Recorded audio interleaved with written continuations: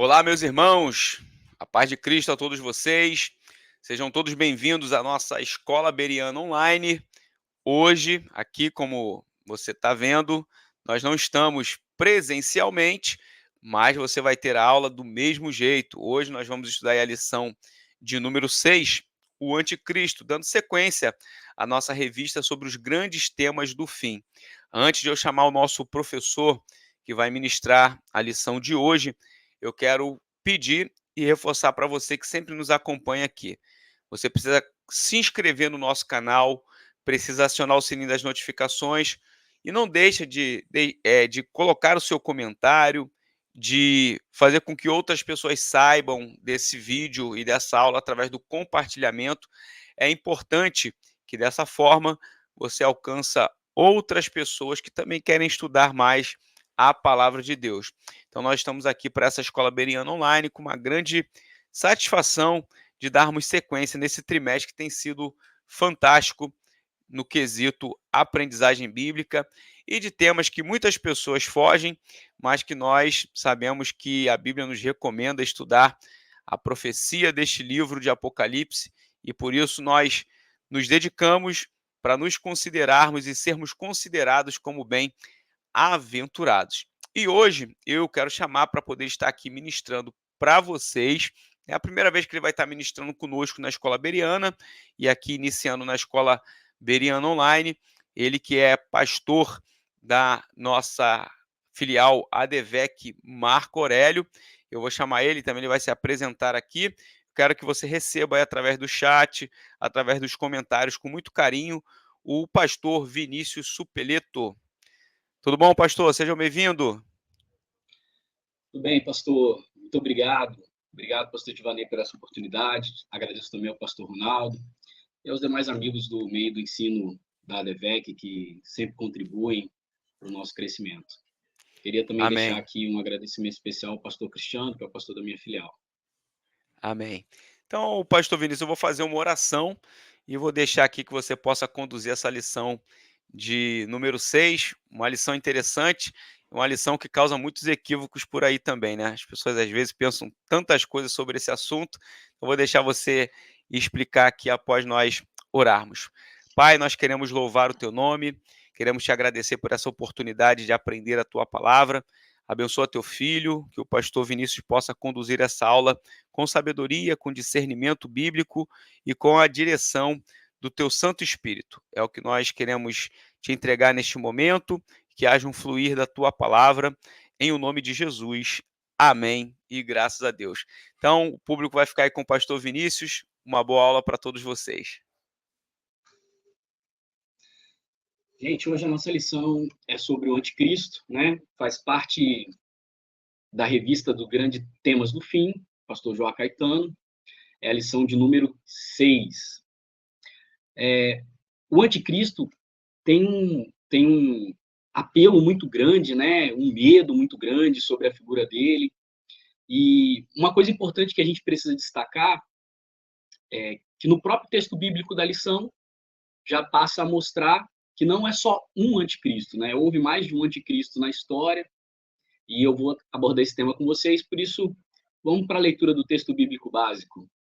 A gente tem dois textos bíblicos, o primeiro é 2 Tessalonicenses 2, do 3 a 11, que diz assim: ninguém de maneira alguma vos engane, porque não será assim sem que antes venha a apostasia e se manifeste o homem do pecado, filho da perdição, o qual se opõe e se levanta contra tudo o que se chama Deus, ou se adora, de sorte que se assentará como Deus no templo de Deus, querendo parecer Deus.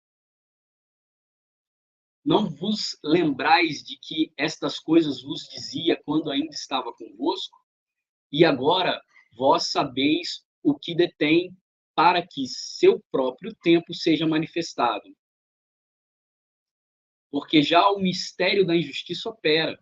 Somente há um que agora retém até que do meio seja tirado. E então será revelado o iníquo, a quem o Senhor desfará pelo assopro de sua boca e aniquilará pelo esplendor da sua vinda. a esse cuja vinda é segundo a eficácia de Satanás, com todo o poder e sinais e prodígios de mentira, e com todo o engano da injustiça para os que perecem, porque não receberam o amor da verdade para se salvarem. E o segundo texto bíblico, e por isso Deus lhes enviará a operação do erro, para que creiam na mentira. E o segundo texto bíblico é 1 João 2,18, que diz assim: Filhinhos, é já a última hora, e como ouviste que vem o anticristo, também agora muito se tem feito anticristos, por onde conhecemos que é já a última hora. Então, você percebe que são não uma figura do anticristo, mas são várias. João, na primeira carta, quando ele fala sobre o anticristo, ele fala também em outro versículo que é um espírito que atua já desde aquele momento que João estava escrevendo a carta. E se ele atua desde aquele momento que João estava escrevendo a carta, logo atua até os dias de hoje, né? No comentário aí, na palavra introdutória, vai dizer, eu peguei só um pequeno parágrafo, porque não cabe tudo. Ao dirigir-se ao rei Nabucodonosor, Daniel, ele declarou que Deus que está no céu é o único que sabe, é o único que tem as respostas e o significado dos sonhos e das visões relacionadas aos acontecimentos que ocorrerão no fim dos dias.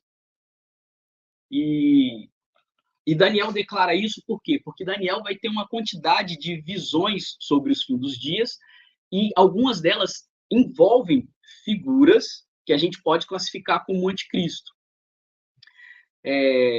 Mas o que define alguém ser classificado como anticristo?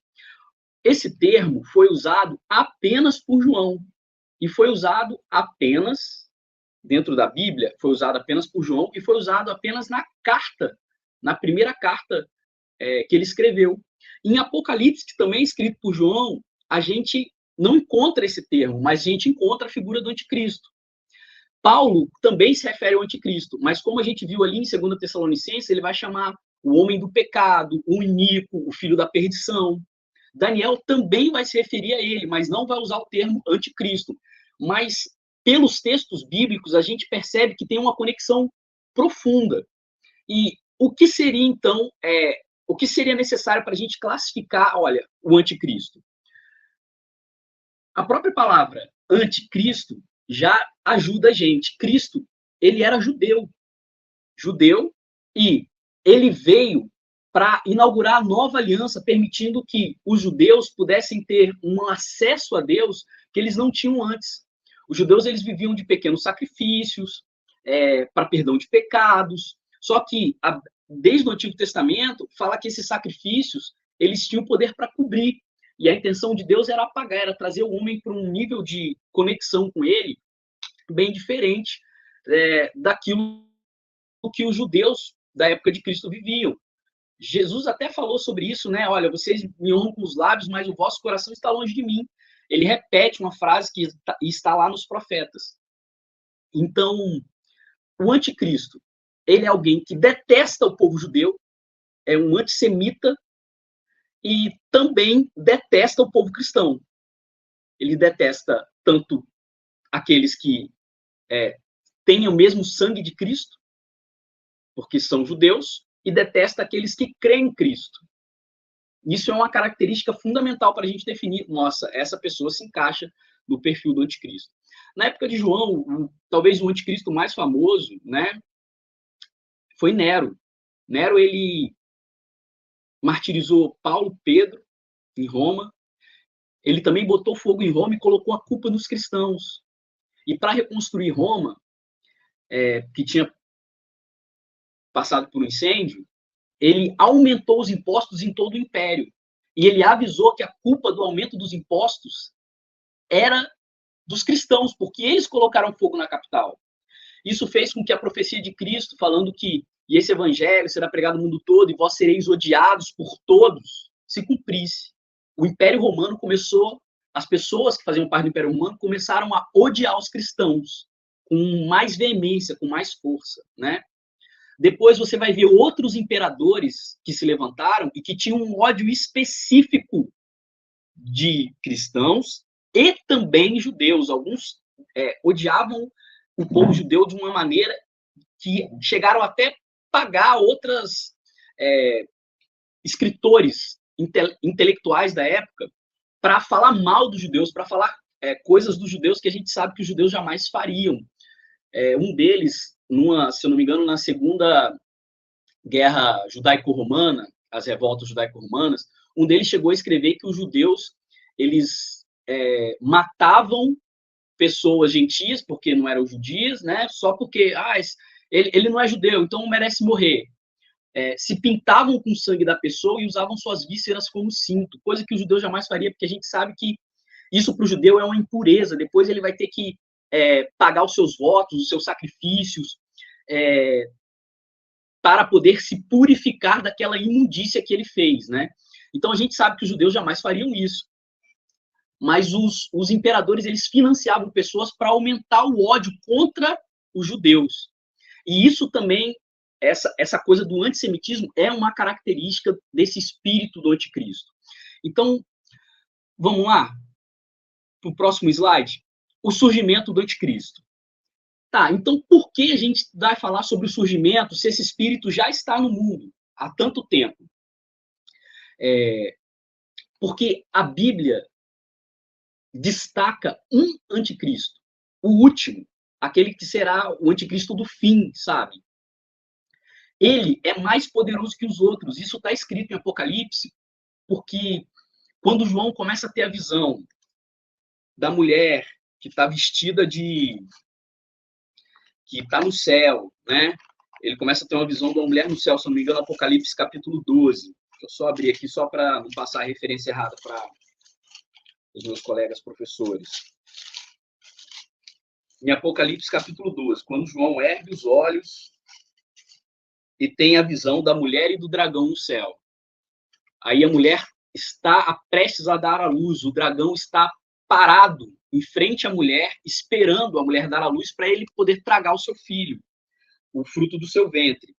E quando a mulher dá à luz, o filho é arrebatado, é tomado, e não pelo dragão, dá-se a entender que ele é tomado pelos céus. E o dragão decide perseguir a mulher. A mulher desce para a terra, sai dos céus, ela é escondida, ela vai se esconder no deserto, e o dragão vai atrás dela, ele desce à terra, ele joga o seu vômito, a lava de sua boca para atingir a mulher, mas a Bíblia diz que a terra abre e ajuda a mulher, traga todo aquele vômito, aquela lava que o dragão solta pela sua boca, e o dragão decide fazer perseguição aos descendentes da mulher e aqueles que creem no testemunho de Jesus. Esse dragão, a partir daí, João vai ver uma besta surgindo da água.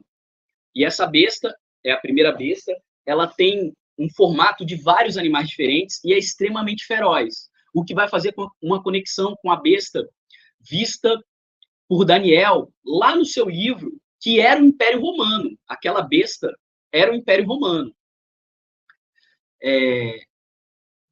E a Bíblia diz que o dragão dá o poder à besta, dá o seu poder à besta.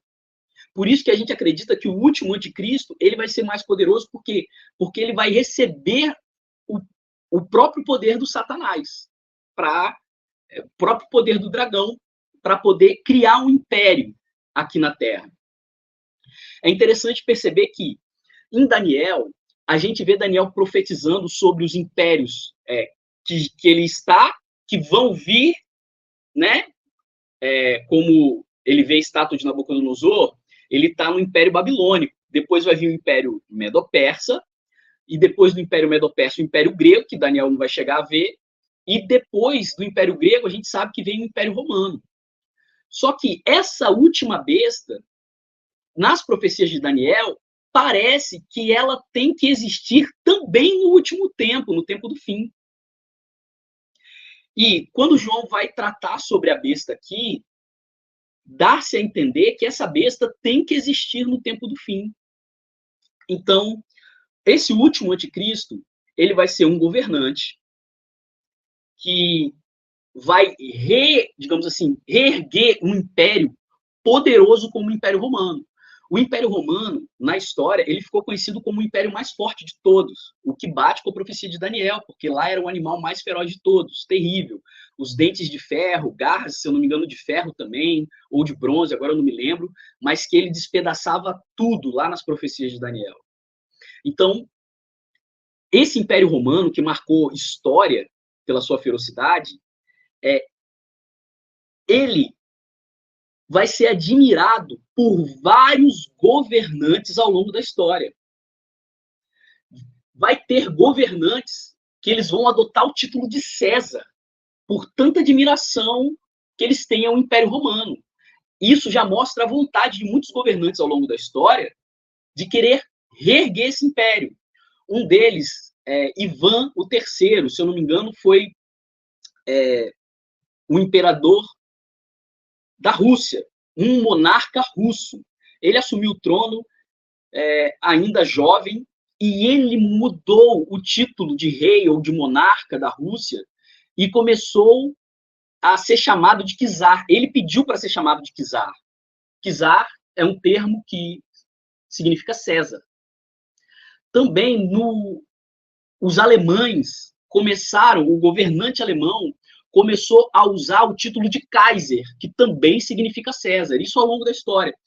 Eu estou mostrando isso porque para você entender que ao longo da história, grandes governantes tinham uma admiração absurda pelo Império Romano, a ponto deles quererem reerguer o Império Romano e se tornar esse César.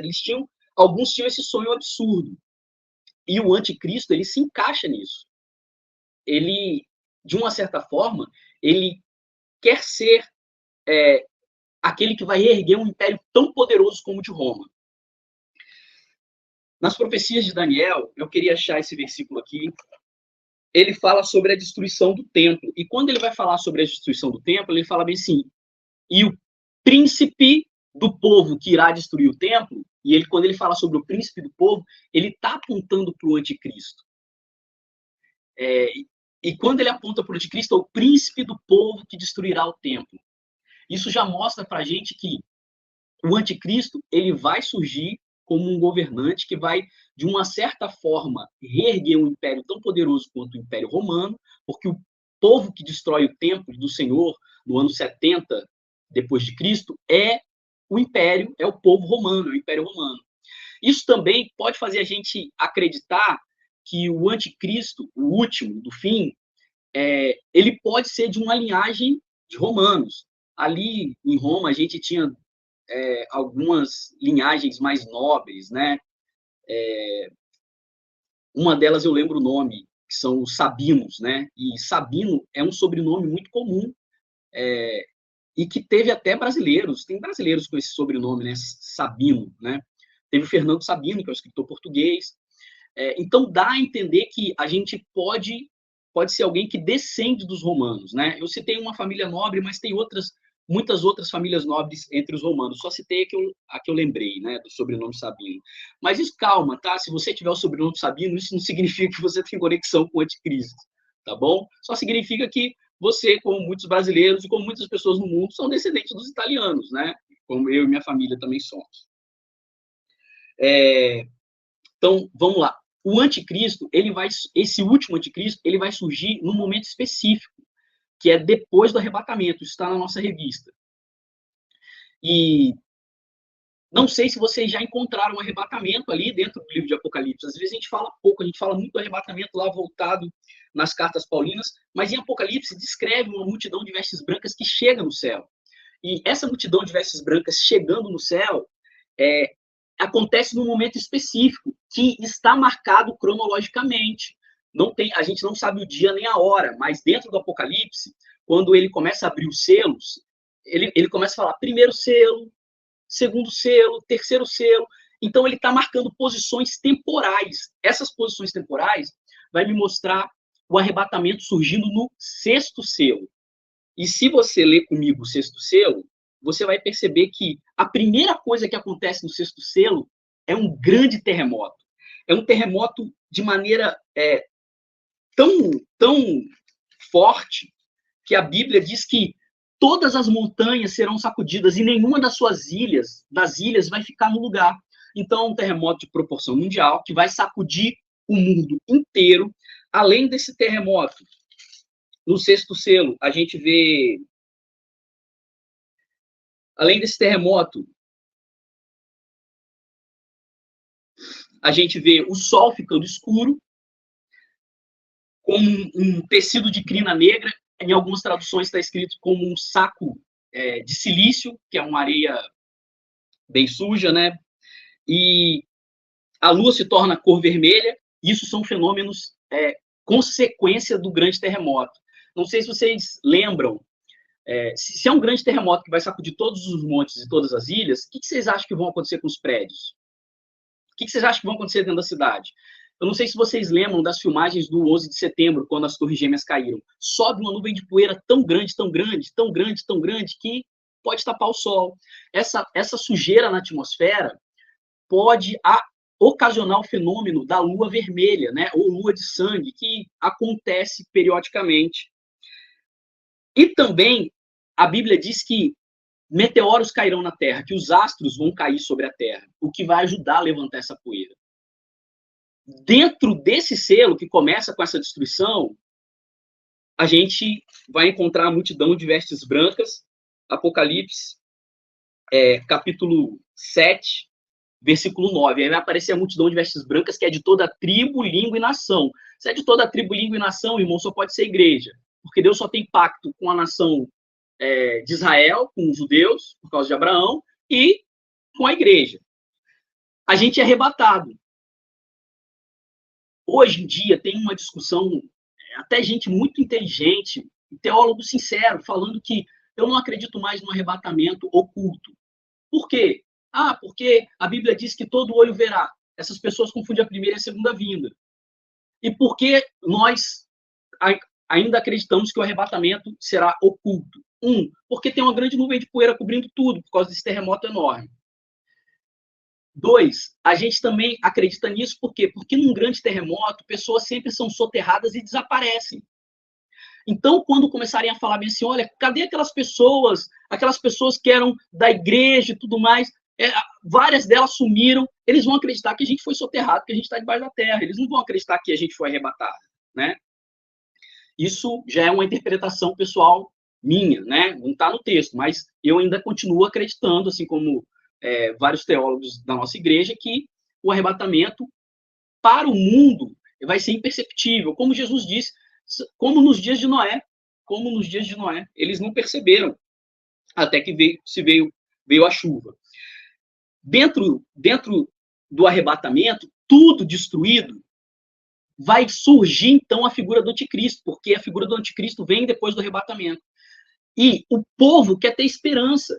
Pessoas perderam suas casas, perderam tudo, estão procurando seus entes queridos, não estão perdidas. O sinal de celular vai se perder, GPS e tudo mais. Logo, as pessoas estão querendo ter esperança. E vai surgir esse último anticristo com uma palavra de esperança. Falando sobre reconstrução, falando para eles terem fé na humanidade, falando que, não, vamos lá, vale a pena. Ele, acredito eu, isso é uma interpretação minha, porque o Apocalipse tem um espaço para interpretação. A gente só precisa ser sincero, falar bem assim, isso é interpretação minha, isso aqui é Bíblia Sagrada. Na Bíblia Sagrada ninguém mexe em interpretação. A gente pode conversar, a gente pode dialogar, se necessário, com a passagem dos anos pode se mudar. Aqui ele vai começar a reconstruir o mundo. Pode passar, pastor Edvanei. Ele vai encontrar o mundo arrasado. Pode passar o slide. Ele vai encontrar o mundo arrasado. E esse mundo arrasado combina muito bem com o dia do Senhor, que é o ponto 1 da revista. E quando ele começar a reconstrução, ele vai dar uma ideia de paz para todos. Pode passar também. Essa paz para todos e reconstrução vai fazer com que as pessoas se apeguem à imagem dele. As pessoas vão depositar esperança nele, sabe? E assim, organizando ajuda humanitária para o mundo todo, sabe? Porque o mundo todo sofreu a catástrofe. Organizando não só essa ajuda humanitária, mas quando ele começa a reconstruir o mundo, liberando financiamento, que nem a gente vê nos pós-guerras. Os pós-guerras, os países se erguem recebendo financiamento de outros países, liberando financiamento, aquecendo a economia, porque se tem uma coisa que aquece a economia é a construção civil. A gente vê governantes usando muito isso para melhorar, entre aspas, a economia. E nesse de paz para todos, ele vai conseguir algo que hoje é impensável. Gente, depois de uma catástrofe, normalmente o mundo se une. Normalmente as pessoas param de discutir umas com as outras sobre questões políticas, ideológicas, etc e tal. É um momento que a gente vê os piores inimigos lado a lado reconstruindo coisas. E eu agora continua sendo uma interpretação pessoal, tá? E eu acredito que nesse tempo vai ter a conexão perfeita para se fazer a paz entre judeus e todos os muçulmanos ao seu redor, e todos aqueles povos islâmicos ao seu redor. Porque eles vão precisar reconstruir, e um vai precisar da ajuda do outro. Eu acredito que nesse tempo, Israel finalmente vai conseguir negociar aquilo que eles tanto querem, que é, de novo, a posse do monte do templo. Jerusalém é uma cidade dividida hoje. Uma parte está sob o controle de judeus, cristãos, e outra parte sob o controle muçulmano. Mas a principal parte de Jerusalém, que é a parte onde é que estava a cidade velha, onde é que estava o monte do templo, essa parte está sob o controle de muçulmanos, está sob o controle de povos islâmicos. E Jesus até fala isso numa das profecias do seu sermão profético, que está em Mateus capítulo 24, Lucas 21, se eu não me engano, Marcos 13 também. Ele vai falar que Jerusalém será pisada até o fim pelos gentios, ou seja, por aqueles povos que não são judeus. E é o que acontece, a cidade velha ela é dominada por gente que não é judia. Eu acredito que nesse tempo de reconstrução e paz, o anticristo consegue selar uma paz entre judeus e os povos islâmicos. Os judeus tomam de novo posse do monte do templo, porque tudo precisa ser reconstruído mesmo. E eles vão reconstruir o templo. Mas por que precisa reconstruir o templo? No texto bíblico que a gente usou, de 2 Tessalonicenses, fala que o homem do pecado, o iníquo, o qual João chama de anticristo, ele vai se assentar no santuário do Senhor para ser adorado como Deus. Então, o santuário, a maioria dos teólogos entende que ele precisa ser reconstruído para que essa profecia de Paulo se cumpra. Que ele vai se assentar no templo e ser adorado como Deus. Aí ele rompe o pacto. E Daniel explica que ele faz cessar os sacrifícios, as ofertas de sacrifício. O que dá a entender também que o templo estava funcionando e que estavam sendo entregues ofertas de sacrifício no altar. E ele vai fazer cessar o sacrifício, porque o templo estava em funcionamento. Pode passar, pastor.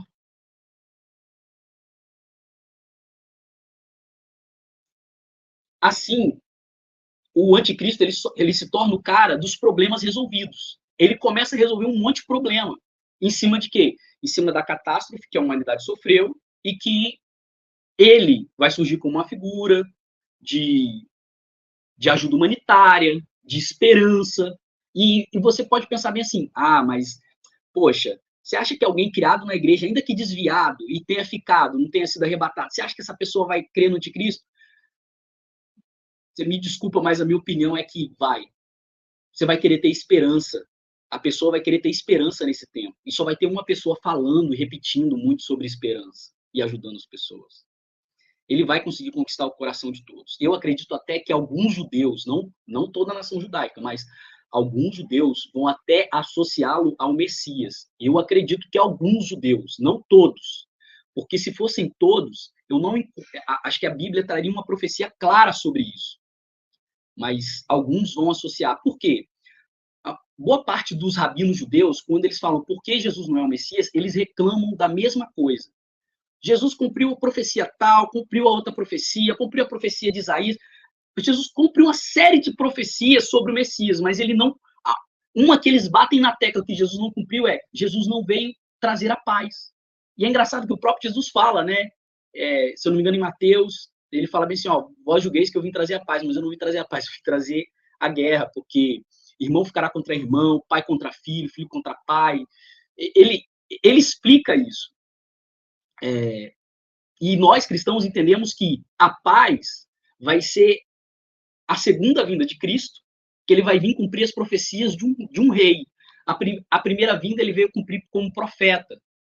Depois que ele morreu e ressuscitou, ele mesmo foi o sacrifício e tal. Quando João vê ele em Apocalipse, ele é a representação do sacerdote. Ele tem a faixa usada pelo sacerdote judeu, do sacerdócio araônico. Ele também é a representação do templo, seus pés de bronze. O bronze era o metal que era feito o altar, né?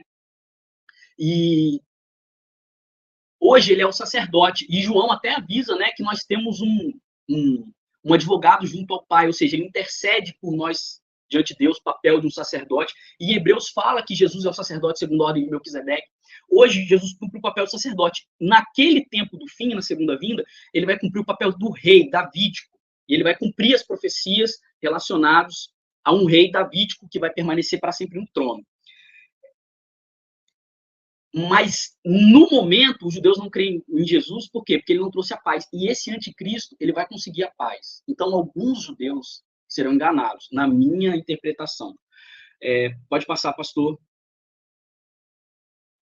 O anticristo, ele vai ser um gênio, um mestre, um especialista em muitas áreas diferentes, claro que não em todas, porque o anticristo ele ainda é humano, então a capacidade humana tem um limite, mas ele vai ser especialista em áreas diferentes, né?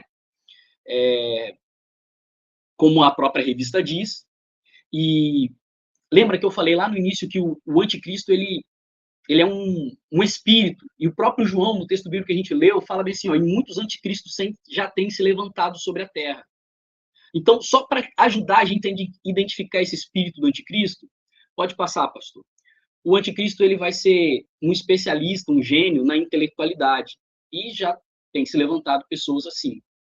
A figura que você está vendo é de um filósofo muito famoso dos nossos tempos, talvez o preferido do pessoal progressista, né? O pessoal voltado para linhas de socialismo.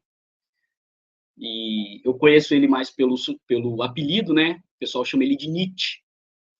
E o Nietzsche, ele escreveu um livro, e ele intitulou o livro O Anticristo. Ele também combate nas suas literaturas a ideia do cristianismo, a ideia dos valores morais. Ele chega a sugerir que a gente deveria voltar a adorar os deuses da mitologia grega, porque eles eram mais belos, tinham mais beleza, tinham mais poesia, sabe?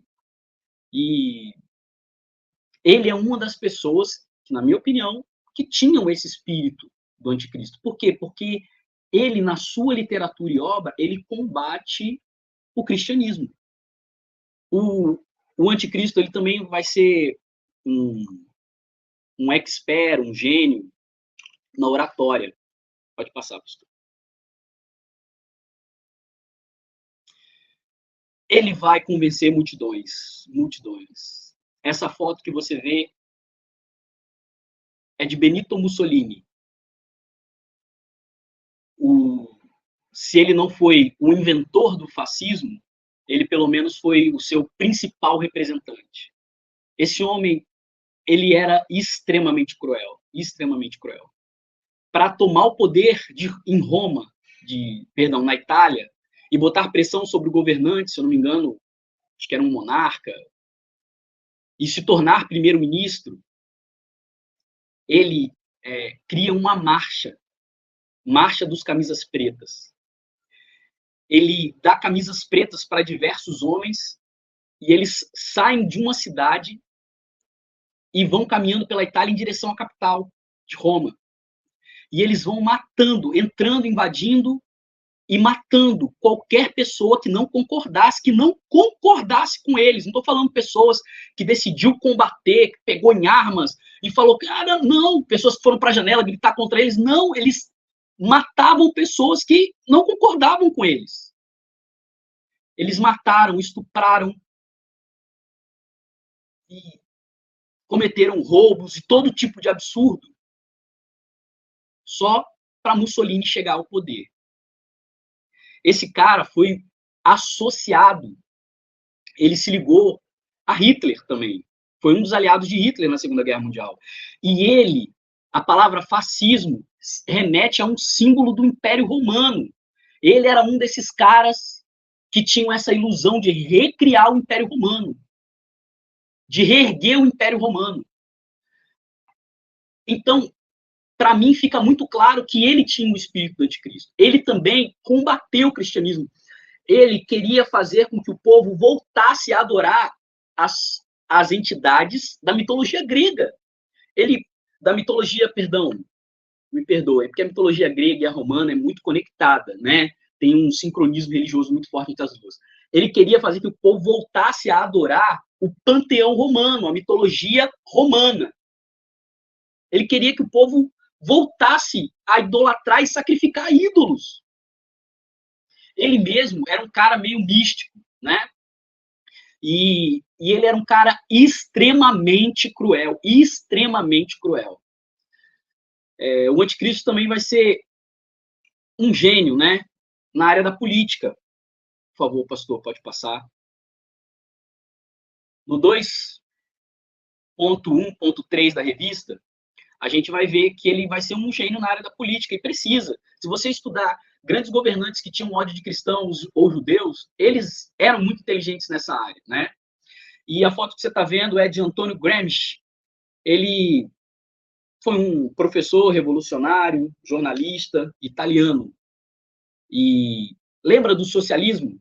O socialismo, ele não inicia com Karl Marx, mas Marx, ele escreve, junto com um amigo dele, Engels, o Manifesto Comunista, que é pedido por todos os partidos comunistas ali da Europa, que querem uma ajuda. Então, ele e Engels tentam reunir o que seria o socialismo, o Manifesto Comunista, o que seria o comunismo, em um documento, para poder orientar os partidos da Europa, os partidos comunistas e socialistas da Europa, sobre aquilo.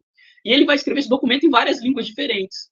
Só que o socialismo de Marx, ao passar dos anos, ficou muito claro que ele fracassaria, que Marx ele acreditava que o mundo naturalmente sairia do sistema capitalista e chegaria no sistema comunista socialista.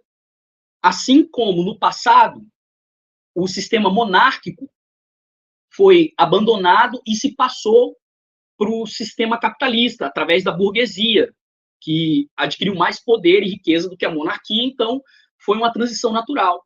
E Marx ele incentivava o proletariado a se unir, pensando bem assim, olha, o país que primeiro fizer essa passagem do capitalismo para o socialismo, ele vai sair na frente dos outros e vai dominar os outros. Mas ele achava que era um negócio que ia acontecer naturalmente. Mas ele queria acelerar o processo, porque o primeiro que passasse a ser o país líder mundial.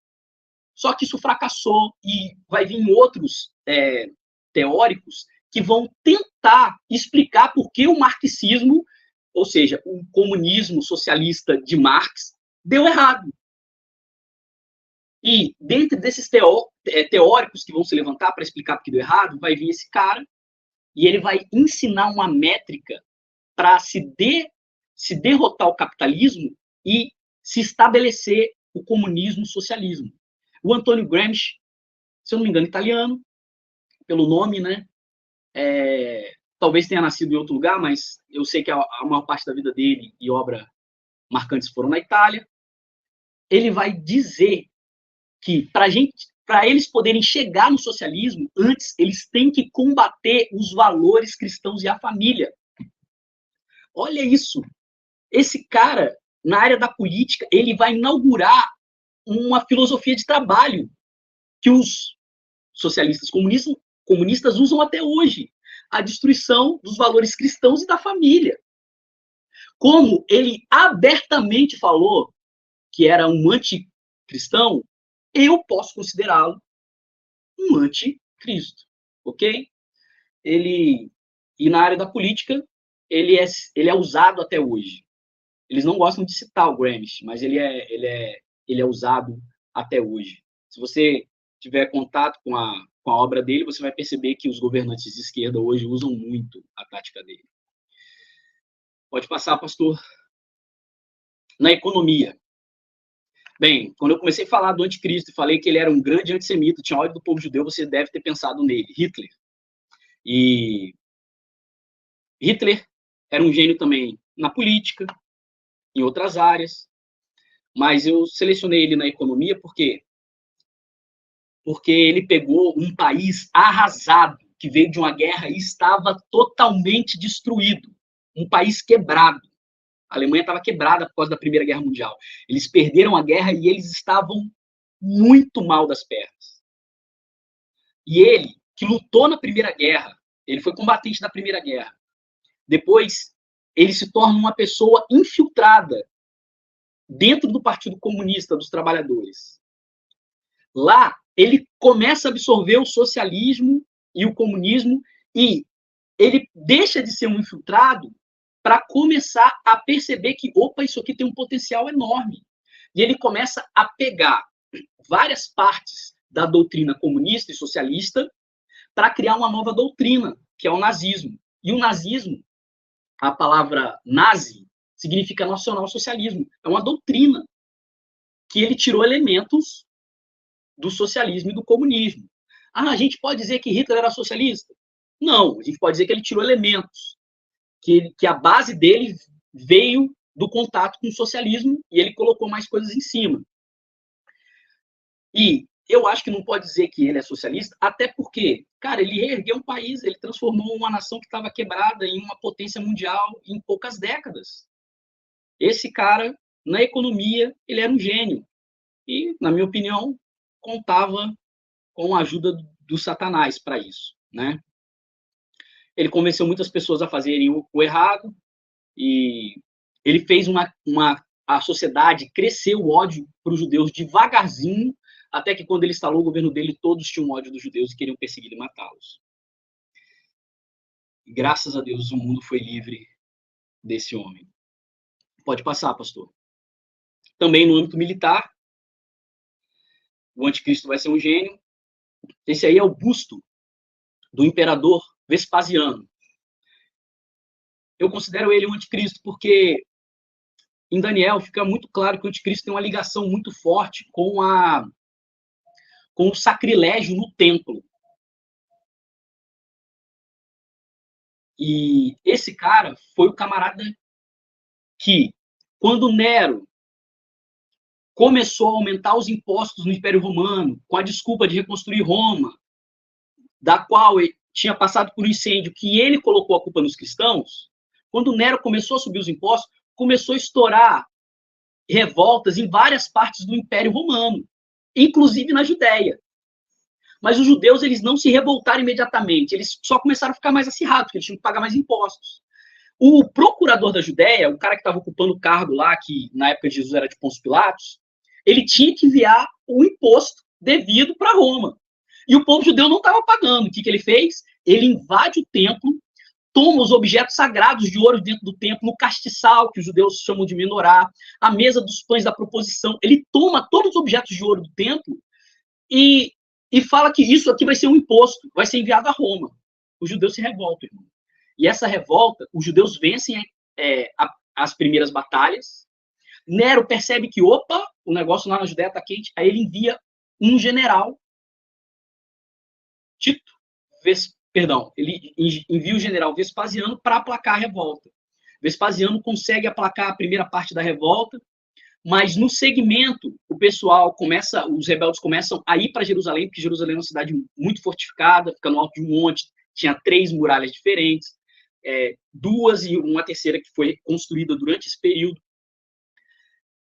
Ele volta para Roma porque Nero comete suicídio e ele volta para Roma para disputar o cargo de imperador, porque Roma tinha 4 imperadores principais e vai ter um ano inteiro de discussões quem vai ser os 4 imperadores. E Vespasiano derrota 3 imperadores, se você conhece o Apocalipse, você já está entendendo, derrota 3 imperadores e assume o cargo. Envia o seu filho Tito, agora como general, e esse Tito vai destruir o templo, só que vai conseguir invadir Jerusalém num tempo horrível, de muita fome em Jerusalém, muita doença em Jerusalém. E quando finalmente ele invade o templo, ele, depois de, se eu não me engano, 6 meses de cerco, ou 5 meses, ele comete sacrilégio no templo. Se eu não me engano, ele oferece sacrifício aos seus deuses no templo de Jerusalém. Aliás, também derramou sangue dentro do templo de Jerusalém, sangue humano. Então, foi algo horrível, né? E esse cara é considerado um dos gênios militares, né? O Vespasiano, junto com o seu filho, Tito Vespasiano, que, ao longo da tradição cristã, são considerados anticristo. Próximo. Na religiosidade. No campo da religiosidade, o anticristo também vai ser um gênio, apesar de Paulo falar que ele detesta tudo que é Deus e tudo que se adora. Quando Paulo fala detesta tudo que é Deus, está em maiúsculo. Então, ele detesta tudo que está associado ao verdadeiro Deus. Deus em maiúsculo, ao verdadeiro Deus. Mas ele vai ter uma conexão com a religião até por causa do falso profeta. Então, o anticristo vai ter que ter uma conexão religiosa. Esse que você está vendo aí é o Ayatollah Khomeini. Falar mal dele, irmãos, é até perigoso. Ele foi o Ayatollah da revolta do Shah, que é a Revolução Iraniana, que depõe a monarquia iraniana e se instala o governo que está lá até hoje, que é extremamente opressor e se baseia nas leis islâmicas. Aparentemente, o que eu estou falando aqui pode parecer até uma intolerância religiosa, mas não é. Esse cara, ele perseguiu cristãos. Ele tem ódio aos judeus, ódio. Tinha, né? Faleceu. Ele tinha ódio mortal, ele era um antissemita muito famoso e perseguiu cristãos. A liberdade dentro do Irã foi acabando, inclusive contra as mulheres. Sabe? Mulher lá era tipo...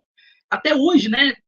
Tem essa situação lá das mulheres não poderem fazer muita coisa, não terem direito a muita coisa. Mas só para você ter noção de quem era esse cara, ele defendia que a mulher deveria se casar antes da primeira menstruação. Ele mesmo, com 27 anos, casou-se pela primeira vez com uma menina de 10, com uma menina de 10 anos. Eu não preciso, sabe, não tem como defender essa figura. Ah, mas todo mundo que pratica o islamismo é que nem ele? Não estou generalizando. Tem muçulmanos que até conseguem conversar com a gente, eles expõem as ideias, nós expomos as nossas, a gente ouve eles, cara, por que vocês não creem em Cristo? A gente dá para dialogar, mas dentro desse espectro de muçulmanos, tem os que são extremistas, e eles usam a religião muçulmana para colocar a sua prática e o seu desejo pecaminoso como uma ordem em cima de todo o povo. E esse cara, Ayatollah Khomeini, é um deles. Eu já estou encerrando. O anticristo, ele vai ter um cara associado a ele chamado falso profeta. O anticristo, tudo dá a entender que ele não é judeu, porque os anticristos que apareceram até hoje, eles sempre apontavam para um povo de outra nação, não judaica. E é por isso que eu acredito que a maioria dos judeus não vão acreditar que o anticristo seja o Messias. Uma parte deles vai, mas não todos. Porque para eles vai ficar muito claro, peraí, o Messias tem que ser descendente de Davi. Mas eles vão achar uma brecha nas profecias, falando que, não, mas ele é o descendente da mulher. Aí, o que faz alguns acreditarem, alguns teólogos que são acreditarem, que o anticristo vai ser filho de uma mulher judia, né? Mas, seguindo, o império do engano. Ele vai ter a figura do falso profeta associado a ele para dar credibilidade. E o falso profeta, ele é a besta que surge da terra. João vê uma besta surgindo da terra e ele, se eu não me engano, é um carneiro. Um carneiro é um animal puro, sabe? As outras feras, seja leopardo, leão, é animal impuro. O carneiro é um animal puro. Então, acredita-se que o falso profeta, que vai ajudar o anticristo, e que vai tentar levar os judeus a crerem no anticristo como Messias, esse falso profeta, ele é judeu. Esse falso profeta, a Bíblia diz que em determinado momento ele faz cair fogo do céu. Mas como no texto bíblico áureo que a gente leu, são prodígios, sinais e maravilhas de mentira, engano. Irmãos, hoje dá para fazer cair fogo do céu através de drone. Imagine quando tudo acontecer, né? Quando, sei lá, se acontecer daqui a 5 anos, a ciência já vai ter avançado mais. A gente nem sabe que tipo de drone vai ter daqui a 5 anos. Então vai ser um império do engano. Eles vão criar sinais milagrosos falsos, combinar com pessoas, fazer com que pessoas mintam. E estou indo para a conclusão, devido ao tempo prolongado. Bem, na conclusão, já vai falar sobre isso, né? O anticristo ele é assessorado diretamente pela segunda besta, o falso profeta. E ele terá uma marca que vai ser colocada, postada na mão direita ou na testa daqueles que o servirão. No final de 7 anos, ele vai ser vencido e condenado, né? Só para a gente encerrar. O falso profeta tem um momento que ele, o anticristo e o dragão, no Apocalipse, eles expelem de suas bocas um espírito maligno, e que a Bíblia descreve que são espírito de rãs. E é por isso que no outro slide eu coloquei aquela rã, a rã de chifres que existe, tá? É só um animalzinho, não tem nada a ver, ele não tem nada a ver com o anticristo, mas o anticristo vai expelir de sua boca um espírito maligno como de rã. E é esse espírito que dá poder a ele para manifestar sinais mentirosos, né? Ele ilude as pessoas. É como um grande hipnotismo, acredito eu, porque a Bíblia destaca que são sinais mentirosos. A gente acabou de falar da marca. Hoje muitos acreditam que a marca será um chip. Olha, isso a gente tem que entender que é uma interpretação. É uma interpretação válida, que pode trazer uma contribuição? Pode. A gente pode falar sobre isso? Pode, mas o que a gente não pode é mudar o texto. O texto fala que é marca, não fala que é chip. Se a gente não mudar o texto, está tudo bem. A gente pode referir a isso como uma interpretação. E a interpretação do Apocalipse, gente, ela tem que acompanhar a história, o desenvolvimento histórico. Por quê? Porque o Apocalipse ele é um grande quebra-cabeça. Então, algumas coisas vão passando e a gente vai percebendo, poxa, não era isso, poxa, não era aquilo. Então, a gente tem que, de uma certa forma, acompanhar eventos históricos e tentar encontrar e encaixar eles na Bíblia Sagrada. Nunca o contrário. Nunca eu vou pegar o que está com a atualidade, né, e tentar encaixar a Bíblia na atualidade. Né? Tipo, como se eu tivesse que distorcer a Bíblia para a Bíblia fazer parte da atualidade. Não. A gente olha os eventos e encaixa. Opa, esse evento aqui está descrito aqui na palavra. Olha, está encaixado aqui. Né? Mas não devemos afirmar que é um chip. A gente pode citar como uma interpretação, mas não se deve afirmar que é um chip. E antes que alguém esteja vendo essa aula e pode ficar preocupado e tudo mais, já foi dito que o anticristo ele vai surgir depois do arrebatamento. Ele vai crescer depois do arrebatamento. São 7 anos. Depois de 7 anos e meio, ele rompe um tratado de paz que ele tem com os judeus. E ele começa a não só a fazer um sacrilégio no templo, mas também a atacar o povo judeu, fazer as pessoas odiarem o povo judeu. Né? E no final do tostais 7 anos que ele vai governar, a Bíblia diz que ele vai chamar os exércitos do mundo todo para atacar Jerusalém, atacar Israel, né? E Israel vai estar cercado pelo sul e pelo norte. O anticristo mesmo vai estar no Vale do Armagedon, a gente tem uma lição sobre isso. E nesse momento acontece a segunda vinda de Cristo, quando o povo judeu não tem como se defender. E o povo judeu vai olhar e falar bem assim, nossa, mas aquele a quem nós transpassamos, porque o povo judeu relutou muito a acreditar que Cristo é o Messias. E o próprio Jesus vai descer do céu com a legião de anjos e vai defender o seu povo. E vai inaugurar 1000 anos de reinado aqui na Terra. Que são lições, tanto Armagedon quanto 1000 anos de reinado, lições que vão ser dadas mais à frente nessa mesma revista. Eu agradeço a oportunidade, quero agradecer a Deus que você assistiu a aula até aqui, e eu vou passar para o pastor Edivanei. Senhor, muito obrigado, Pai, muito obrigado pela oportunidade que a gente tem de tentar solucionar algumas coisas que Satanás às vezes usa para colocar temor e medo e sentimentos contrários à fé nos cristãos, nos seus filhos, nos seus servos, naqueles que te temem. Senhor, que as mentiras de Satanás caiam por terra na vida de cada um que escutou a aula até aqui. Talvez não seja uma mentira relacionada aos acontecimentos futuros do fim, mas talvez seja uma mentira que a pessoa começou a acreditar dentro do seu coração para a sua vida pessoal, que caia por terra. Senhor, que a pessoa possa de novo ter os seus olhos limpos pela verdade. A Bíblia destaca que a palavra de Deus é luz para os nossos pés, que essa pessoa possa enxergar de novo a verdade e caminhar, Senhor, na tua direção e abandonar toda a mentira, todo o engano que Satanás possa ter colocado na vida ou na mente dela ou de alguém que é ente querido dela. No nome de Jesus, amém. Obrigado, pastor. Maravilha. Obrigado, pastor Vinícius. Prazer lhe ouvir aqui nessa aula. Uma bênção, muito bem direcionada e explicada. Espero que todos aí que tenham acompanhado também tenham tido essa noção, né, de que foi uma aula preciosa para nossas vidas. Então, obrigado aí pela participação. Já orou? Então é só a gente se despedir mesmo aí do pessoal, tá bom? Forte abraço, gente. Deus abençoe.